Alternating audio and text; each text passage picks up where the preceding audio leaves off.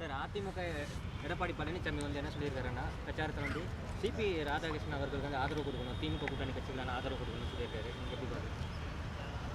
எதுக்கு அவருக்கு ஆதரவு கொடுக்கணும், என்ன காரணம்?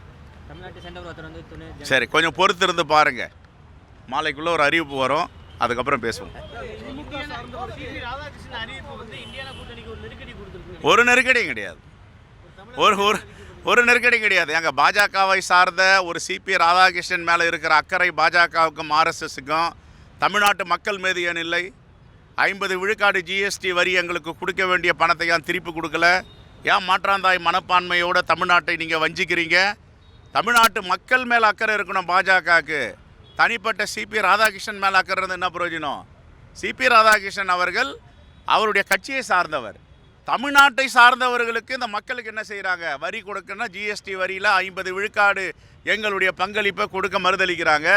பள்ளி கல்வித்துறை அதுதான் வந்து மாணவர்களை அடுத்த தலைமுறையை உருவாக்குன்ற துறை.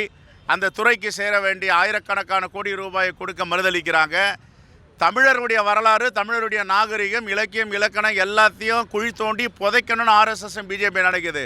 அப்படின்னா அகழ்வாராய்ச்சி கீழடியில் செஞ்சதை எதுக்கு திருத்தி எழுத சொல்கிறாங்க?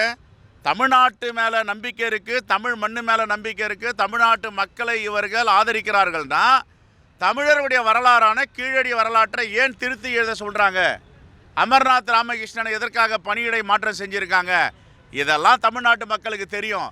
ஆனால் சிபி ராதாகிருஷ்ணன் அவரை துணை குடியரசுத் தலைவர் ஆகிட்டோன்றதுனாலேயே இவர்கள் தமிழ்நாட்டு மீது பற்றுள்ளவர்கள்னு தமிழ்நாட்டு மக்கள் ஏற்றுக்கொள்ள மாட்டார்கள். ரைட்.